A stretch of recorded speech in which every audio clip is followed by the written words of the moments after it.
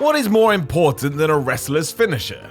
Well, a lot of things actually, but it's up there because you can build your entire character around it if you are smart enough. Think of the stunner, the people's elbow, the RKO. These have left sports entertainment and piqued everybody's attention, and there's a reason for that. A lot of wrestlers know this too, which is why even when they go through character changes, they keep said move because it's a major asset to what they're trying to do. Don't believe me?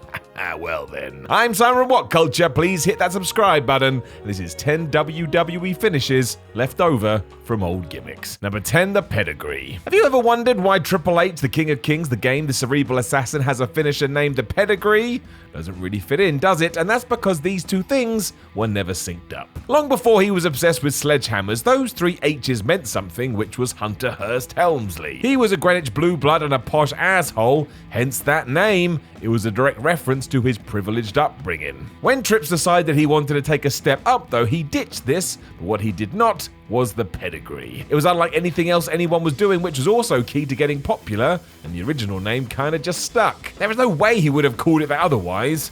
Knowing Triple H, he would have called it Skull Crusher or something, and he would have put a crown on its head. I don't know why, that's just what he does. Number 9, the Bayley to Belly. Sometimes we just forget, don't we? Before Bayley was this obnoxious heel with short hair and new gear, she was the lovable good guy who just wanted to hug people. It was very nice, all things considered, but she also tied it into her moveset, hence the Bayley to Belly, which of course is a belly to belly suplex. The point was, though, much like her persona, Bayley would hug her opponent before smashing them into the ground. The role model ever since has introduced new moves to her arsenal, but this one is still there, which is a wink and a nod to when she enjoyed putting her arms around people and giving them a squeeze. It's smart too, given that she will turn back eventually, and it's also yet another maneuver that is rarely used, so why the hell get rid of it? And she certainly could have done too, although I think she made the right move. Number 8, the Lion Salt. Chris Jericho hasn't been the Lionheart for about 20 years. It was one of his first gimmicks, which is why he did the Lion Tamer and of course the Lion Salt. Even today we still call it that, and we have done in WWE, ECW, WCW, AEW, down in Mexico, in Japan, despite the fact that Jericho has gone through about 60 different personas since. It's not like other things didn't change. The Walls of Jericho took over when he jumped to the then WWF, and no one was calling him Lionheart Chris Jericho then. I would bet everything that someone probably suggested the Y2J or something like that. And it kind of works these days too, I suppose. There's always been that phrase that you have to try and rip the heart out of a lion, and given that Le Champion is an elder statesman now, he's going to have a bunch of young kids aiming to do just this,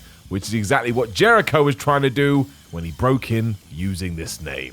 Wrestling's a funny old thing. Number 7, the Code Breaker. And he's back, which is down to the fact that Chris Jericho has been through so many character shifts. This one tied into one of his changes too when he returned to the WWE via a series of secret codes that fans were asked to work out. Sadly, WWE went too long with this, and everyone knew a good month before Y2J made his comeback who it was going to be, but what did come out of it was a new move. Did you crack the code? Well, now Jericho is going to crack you with the Code Breaker. Brought to the table because, as ever, Chris was always looking for ways to keep himself fresh. It's a great move, which is why it hasn't gone away right down to his time in All Elite Wrestling. And there, it's not called the Judas Bomb or anything stupid like that. It was the Code Breaker back then, and it's the Code Breaker now, even though none of us actually have any more codes to break. Unless you're Professor Layton. Number 6, the Stroke. When Jeff Jarrett came storming into WCW in 1999, he did so with the full support of Vince Russo. In fact, one of the reasons Double J decided to make the jump is because he knew Russo would push him as a top guy. Given that WWE had lowered that ceiling after Stone Cold Steve Austin made it clear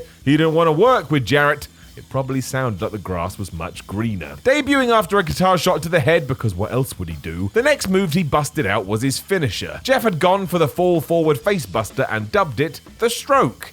And now come on, let's not pretend otherwise. This was clearly named as such because of the influence he was now going to have backstage, which of course is also known as Stroke. Why anybody in charge allowed this I don't know, but as ever, that is just WCW, they couldn't help themselves. It all carried on over to TNA, which made sense at first, but soon the Jarretts were no longer sitting at the manager's table, and yet it never changed. It was just the stroke forevermore, which actually sounds quite dodgy. I would guess it made Jeff feel a little bit warmer when he goes to bed at night, and really, that's all that matters. Number 5, Trouble in Paradise. Kofi Kingston winning the WWE title at WrestleMania 35 is still one of the best things the company has done in the last few years. The story with Daniel Bryan rocked, and seeing him lift the gold above his head made you feel good in your tum-tum. Don't forget that's what wrestling is all about. What's hilarious is that he won with the Trouble in Paradise, which today serves as a reminder to the character Kofi debuted with, but hasn't been around for almost a decade.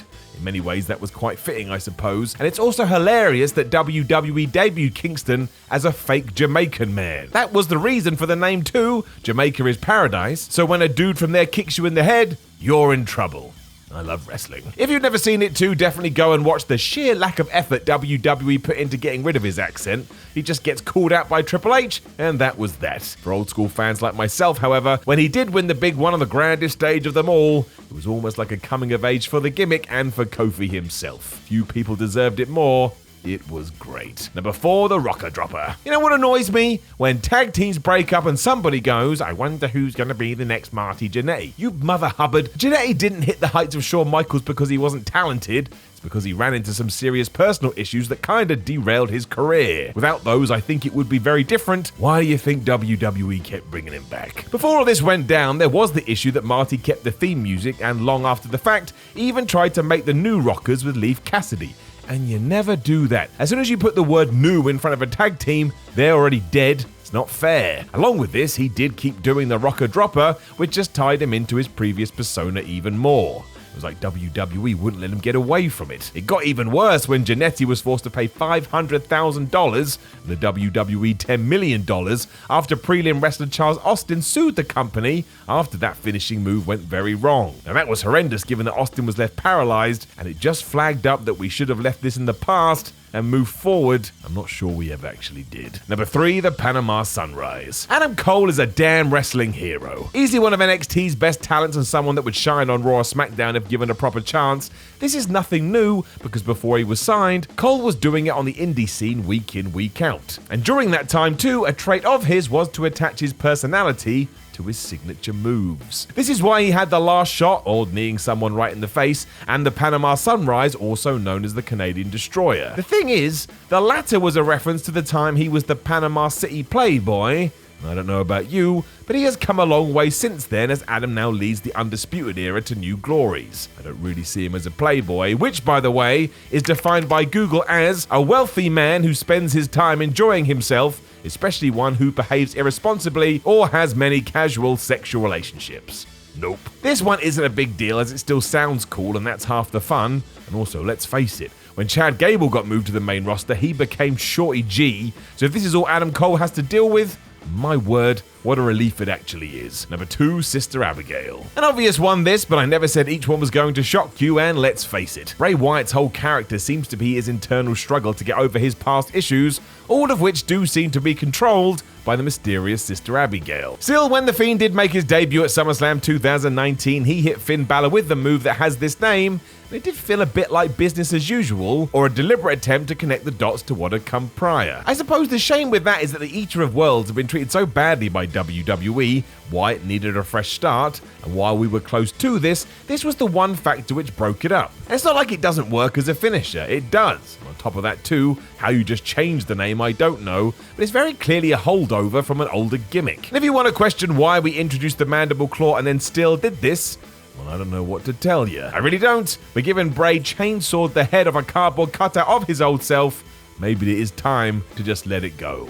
Like in that Disney movie, The Lion King. Number 1, The Last Ride. You know when this last made sense in reference to The Undertaker? When he loved motorbikes for those few years. If you can't work out the connection, I don't know what to tell you, but given that he had introduced a new character and there was some worry about the Tombstone pile driver, the dead man began picking his opponents up way over his head and then throwing them into the mat.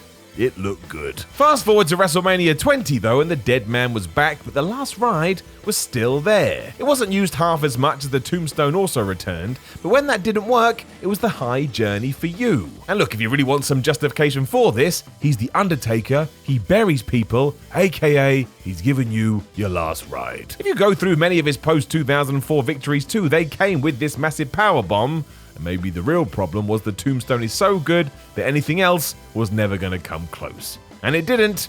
But what a combo this was. Know of any other finishing moves that are left over from old gimmicks? Make sure you let us know in the comments below, and then like the video, share the video, and subscribe. Then head over to whatculture.com and read yourself some articles. Follow What Culture on Twitter, What Culture WWE, and hey, why not watch more videos here on What Culture Wrestling? My name is Simon from What Culture. Thank you very much for tuning in, and I'll talk to you again soon.